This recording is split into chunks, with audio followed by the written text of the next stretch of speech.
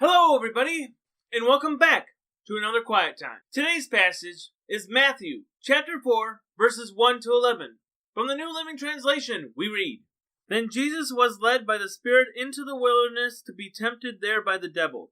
For 40 days and 40 nights he fasted and became very hungry. During that time the devil came and said to him, If you are the Son of God, tell these stones to become loaves of bread. But Jesus told him, No, the Scriptures say, People do not live by bread alone, but by every word that comes from the mouth of God.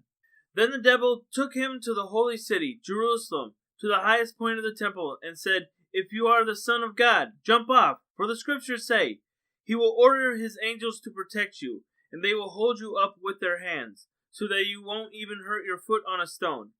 Jesus responded, The Scriptures also say, You must not test the Lord your God.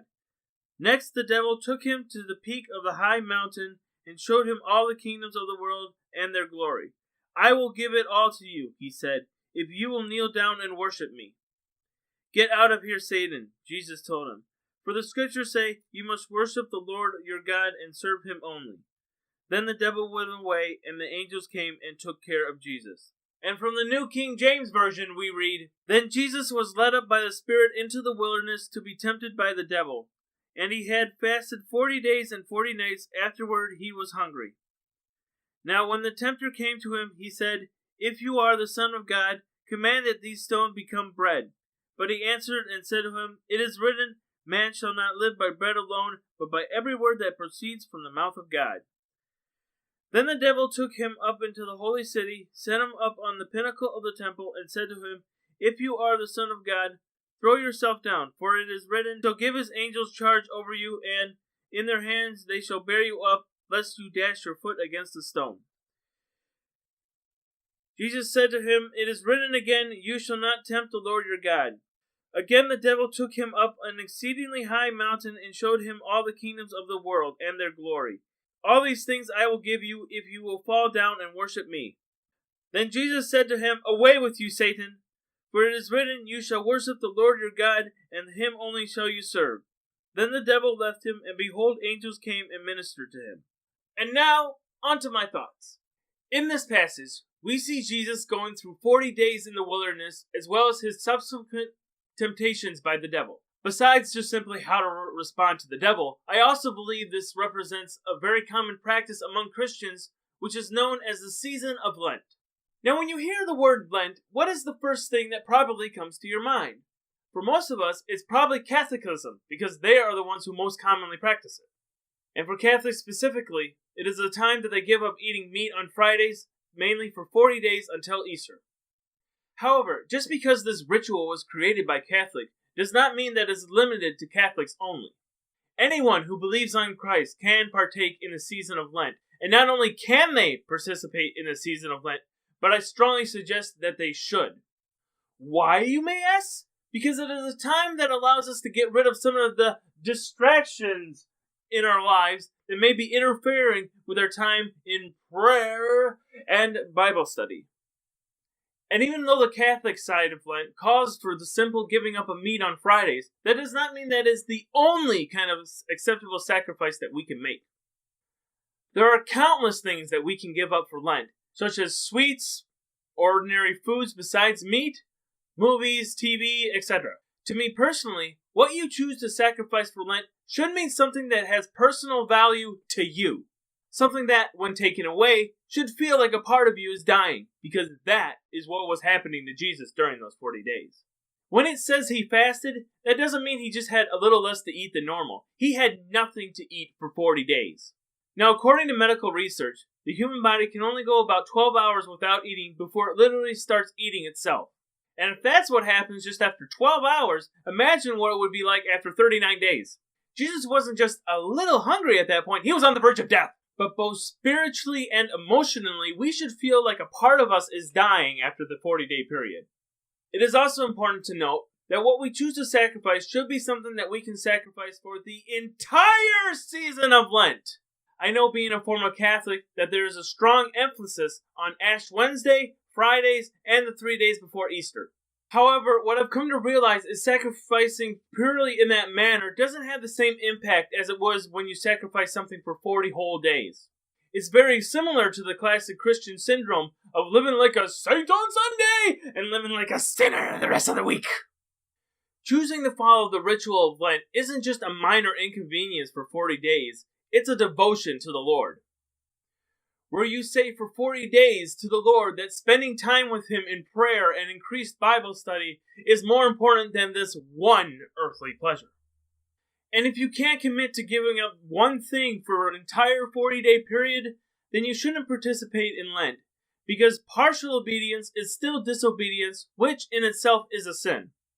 Now with that said, if for whatever reason you do ultimately cave in and give in to the temptation to do that thing which you promised the Lord you would not do for that 40-day period, that doesn't mean you should forfeit the rest of the season.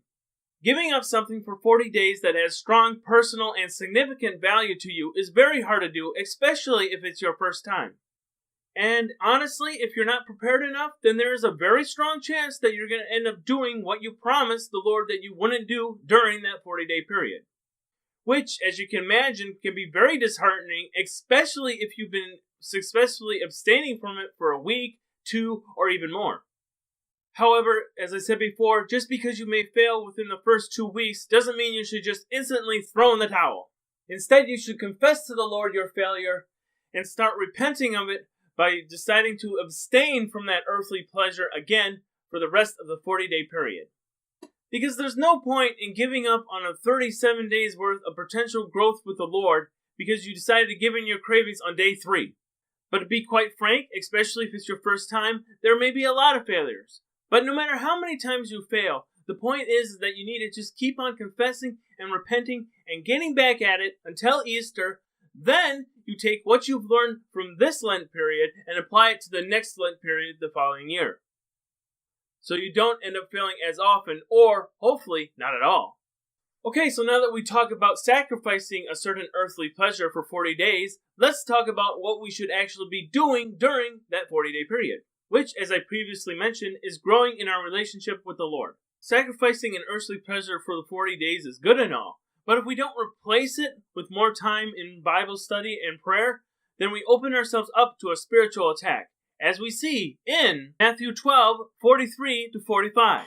When an unclean spirit goes out of a man, he goes through dry places seeking rest and finds none. Then he says, I will return to my house from which I came, and when he comes, he finds it empty, swept, and put in order. Then he goes and takes with him 7 other spirits more wicked than himself, and they enter and dwell there, and the last state of the man is worse than the first. So as you can see, deciding to sacrifice an earthly pleasure from our lives for 40 days will ultimately create a void in our lives. And if we just leave that void empty, then slowly but surely what will happen is that we'll get a craving to have that void filled. Now the proper way to fill that void is with an ever-increasing amount of daily Bible study and prayer.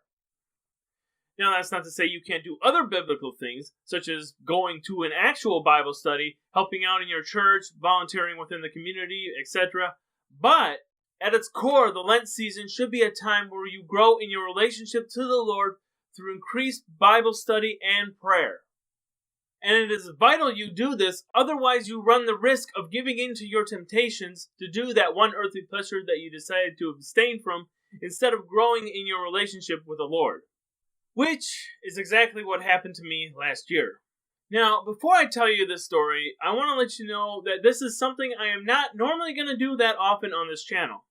These quiet times are supposed to be my personal reflections on certain biblical passages, not a vlog on my own personal failures. However, there may be times that I decide to include stories from my own personal failures in a hope that it will help prevent you from failing in the same way. So last year, I decided to give up streaming for the season of Lent. This includes, but is not limited to, YouTube, Netflix, and Hulu. And at first, I was actually doing pretty well. But as the weeks progressed, I started getting that longing desire to watch those streaming services again, mostly due to the fact that I didn't replace it with a stronger desire to grow in my relationship with the Lord. And what happened is eventually I just got to the point where I asked myself, well, why am I giving up watching these streaming services? And I honestly couldn't give myself a good answer, so I said, screw it! And I decided to just indulge in hours upon hours of watching the streaming services that I shouldn't have been watching for the season of Lent. And this didn't happen just once, but at least twice to maybe even 3 times during the previous Lent season. And if you're not careful, you will run the risk of failing in the same manner if you don't make increasing your time in Bible study and prayer a top priority. So in conclusion, Lent is an important time for any Christian, whether Catholic or not. It is a time where we as Christians should grow in our relationship with the Lord by abstaining from one earthly pleasure for 40 days, and instead using that newfound time, increase in our levels of daily Bible study and prayer, so that we may further our relationship with the Lord. It indeed is a very difficult time in our lives, especially if you give us something that truly means something to you. However, if you truly keep at it to the end, then your reward will hopefully be a deeper relationship with the Lord that outweighs your temporary loss of that one earthly pleasure. And that has been today's Quiet Time. I hope that you found it informative, and I look forward to seeing you in the next one. See ya then.